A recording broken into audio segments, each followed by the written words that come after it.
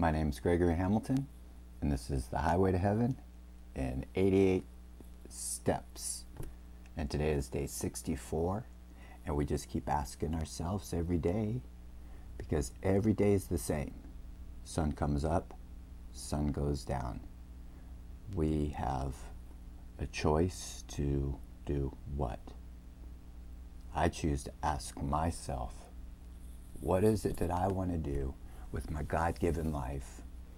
What is it that God would want me to do with my God-given life? And eventually, I hear things, right? And you have to trust yourself, and you have to trust the steps. And you have to believe in yourself that this is what's your intentions, not somebody else's, right? I mean, come on. And not some make-believe, hopes and dreams, carrot. If I do all these things, I can get that, right? But you have to have the steps along the way so that you don't find yourself in a position that can really be just over your head too quickly and too fast. We're going to go back to our friend in Montana who's trying to become a surfer, and he wants to move to the beach to become a surfer. And there's many steps that have to go along the way. Step 1, studying.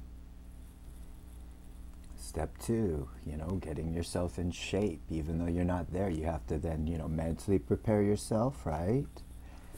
Through studying. Physically prepare yourself for what's coming. So what happens in Montana, you can find a swimming pool, a lake, a pond, whatnot, right? And you swim. Or at least exercise, get your legs ready, your lungs and heart ready. Deep breathing. You have to physically manifest yourself, and these are part of the steps. Now, Mr. Montana, Mrs. Montana have moved to the beach. And when they get there, they've physically manifested it. They physically had prepared themselves through mental thought, 100% thought. First wanted to do something, then studied it, then physically moved there. Now they're at the beach. They know what beaches to go to. They know why they're there. And then they've been swimming, they're in shape, they get there and they go in the water, and it's just a little bit different than what they thought. Because everything changes, everything changes, everything changes. And we have to adapt to it.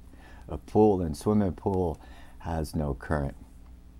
First time in the ocean, it can be very intimidating. You just want to go this way, and the waves and the currents, and it's boom, and so we're back at square one.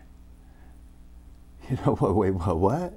We did all that work and all that preparation, and we got to our goal, and now we have to start all over again. Completely all over again. Life has changed. Every time you achieve something, your goal, unless your goal was the big fat couch, you're going to now take it to the next step. Now, Mr. and Mrs. Montana, they can't wait to go surfing. I mean, they've been watching the movies and magazines, and they know their surfboard. They maybe even bought a surfboard in Montana, secondhand used. It's awesome. It's probably the wrong surfboard, but it's the mistakes we make along the way that will teach us what we do need and want. So now they went out there and realized, oh my gosh, the surfboard is, and surfing and just even being in the ocean is much more difficult than they even comprehended and realized. Step 1. Well, you start to learn how to body surf.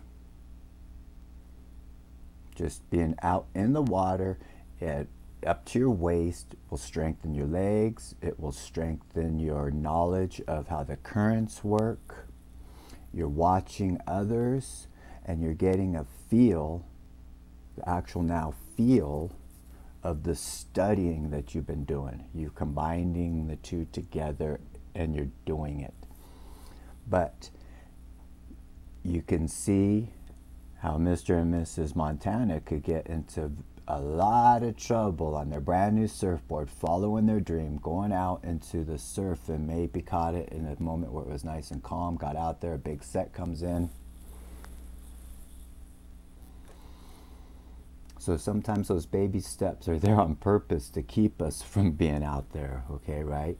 So then they now have been spent the summer body surfing, boogie boarding. They took it to the next step, right? And now they've able to go out into the water with strength and joy and happiness instead of letting the water just take them around. They've learned how to play in the waist deep water. Then they went out and body surfed on the waves at shoulder high for a couple months. Now they've got their breath, their strength, their skin is all salty and crusty. They know what it's like. They got sand in their toes. They've gone to a bunch of surfboard shops and they see their surfboard of their dreams. They can't afford it yet. They wouldn't even know what to do with it yet. But they've got the hope. They're living the life. They're living their dream. And when they get to live their dream and they save their money, and then the next time they're able to actually finally go into the store and buy this most beautiful, beautiful surfboard, it's not a carrot, right?